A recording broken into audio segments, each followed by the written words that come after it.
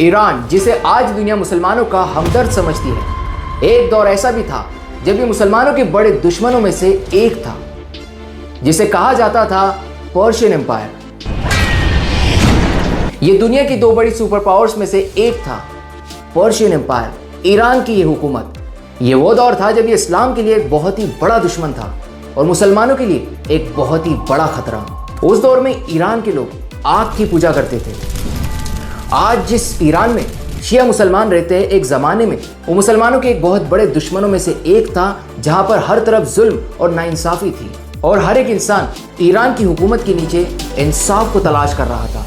लेकिन तभी उमर बिन अल खत्ताब, मुसलमानों के दूसरे खलीफा, एक बहुत ही बड़ा फैसला लेते हैं और इस फैसले ने ईरान का पूरा नक्शा ही बदल दिया।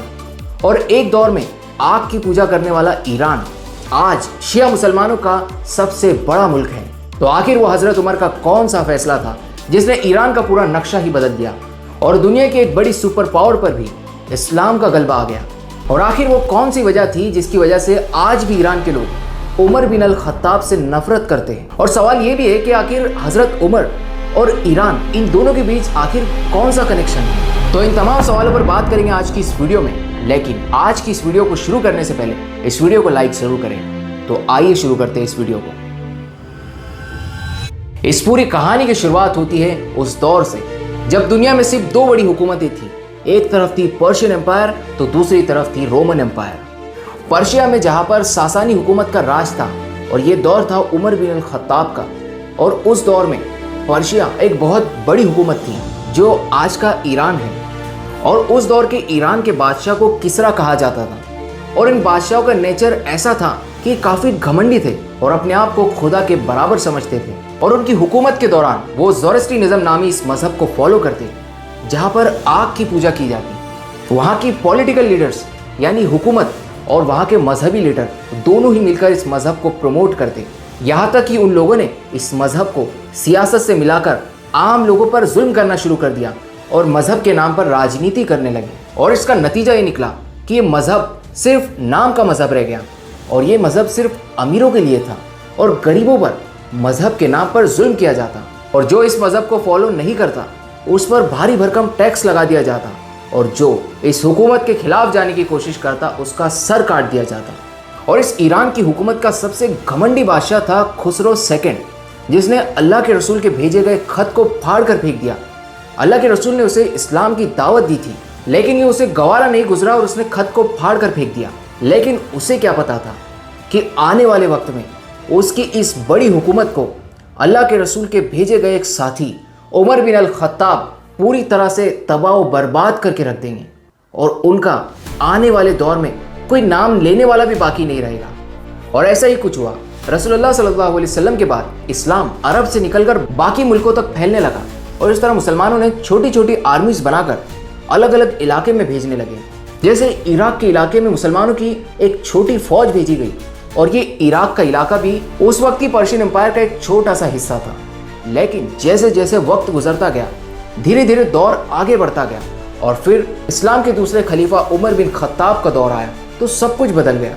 जहाँ एक छोटी छोटी आर्मीज अलग अलग इलाकों में जाकर मुहासिबा किया करती, अब उमर बिन खत्ताब के दौर में एक फुल स्केल आर्मी, एक बड़ी आर्मी बड़े बड़े इलाकों में जाकर इस्लाम की दावत देने लगी और उनका मुहासिबा करने लगी। और फिर फाइनली वो वक्त आया 636 ईस्वी, कादसिया की जंग। एक ऐसी जंग जिसने ईरान यानी पर्शियन एम्पायर को हिलाकर रख दिया। मुसलमानों की फौज को लीड कर रहे थे साद बिन अबी वक्कास। लेकिन ये जंग बराबरी की नहीं थी। इसमें पर्शियन एम्पायर बहुत ज़्यादा थी और मुसलमान काफ़ी कम थे। लेकिन मुसलमानों ने इस स्ट्रैटेजी का इस्तेमाल किया। मुसलमानों ने अपने आप को 3 हिस्सों में डिवाइड किया, लेफ्ट, राइट और सेंटर। और इस स्ट्रैटेजी का इस्तेमाल करते हुए उन्होंने पर्शियन एम्पायर की पूरी फौज को घेर लिया और घेर कर उन पर हमला कर दिया। और इस तरह ये हुकूमत कमज़ोर पड़ गई और हर तरफ बिखर गई। लेकिन जब इस लड़ाई का दूसरा फेज आया तो मुसलमानों ने रात में हमला करके उन पर्शियन फौजियों को पूरी तरह से हैरान कर दिया। और इस तरह वक्त गुजरता गया और इस जंग का नतीजा निकला कि मुसलमान इस जंग को जीत चुके थे और पर्शियन एम्पायर की एक बहुत बड़ी हार हो चुकी थी। और इस जंग का नतीजा ये निकला कि पर्शियन एम्पायर का चीफ जनरल रुस्तम मारा गया और ईरान की सल्तनत यानी पर्शियन एम्पायर के खात्मे की शुरुआत हुई। जब ईरान में इस्लाम की शुरुआत हुई। लेकिन एक सेकेंड, अभी भी इस पर्शियन एम्पायर का खात्मा पूरी तरह से नहीं हुआ।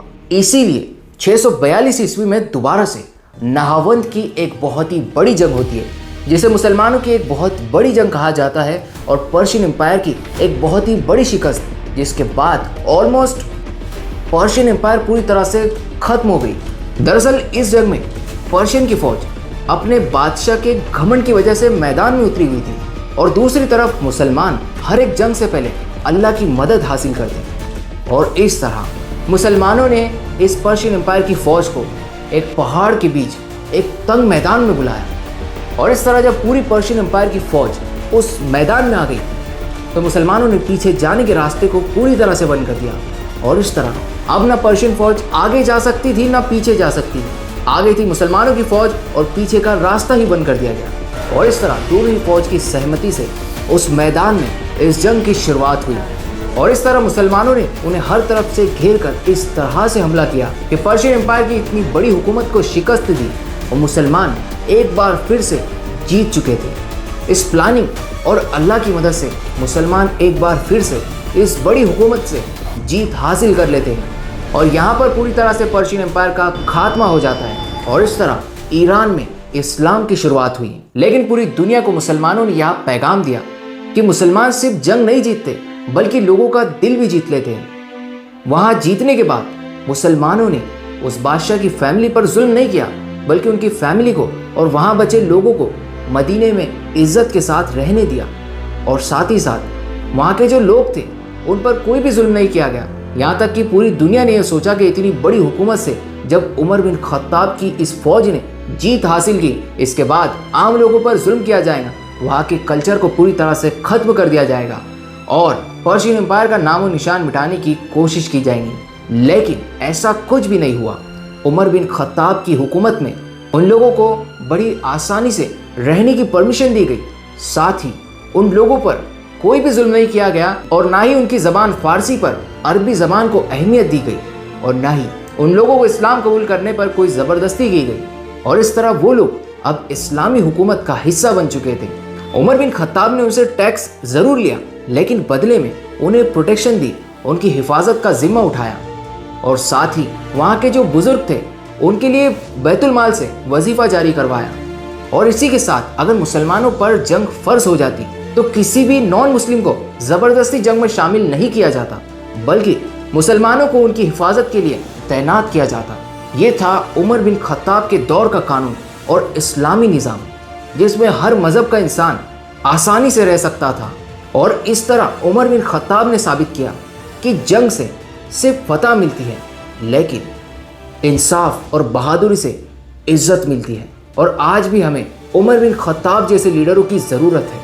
और आज भी बड़ी बड़ी ताकतें कमज़ोरों पर जुल्म करती हैं लेकिन उमर बिन खत्ताब ने इतनी बड़ी हुकूमत को, जो तकरीबन 1000 सालों से हुकूमत में थी, इतनी बड़ी हुकूमत को शिकस्त देकर आम लोगों पर कोई जुल्म नहीं किया बल्कि इंसाफ, अदल और सब्र का पूरी दुनिया को ये पैगाम दिया। और उमर बिन खत्ताब की इस जीत ने क़यामत तक आने वाले लोगों को ये पैगाम दिया कि हुकूमत सिर्फ जीतने का नाम नहीं बल्कि इंसाफ, अदल, बहादुरी और सब्र का दूसरा नाम है। दोस्तों, आज की इस वीडियो में हमने बात की कि जिस ईरान में आग की पूजा की जाती थी, आखिर उसमें इस्लाम की शुरुआत कैसे हुई और उमर बिन खत्ताब ने कैसे इतनी बड़ी हुकूमत को शिकस्त दी। तो दोस्तों, अगर आपको ये वीडियो पसंद आई तो इस वीडियो को लाइक करें और अगर आप इस तरह की और वीडियोस देखना चाहते हैं तो इस चैनल को सब्सक्राइब ज़रूर करें और इसे और लोगों तक पहुंचाने के लिए इस वीडियो को शेयर ज़रूर करें। मिलते हैं अगली वीडियो में, तब तक के लिए अलविदा।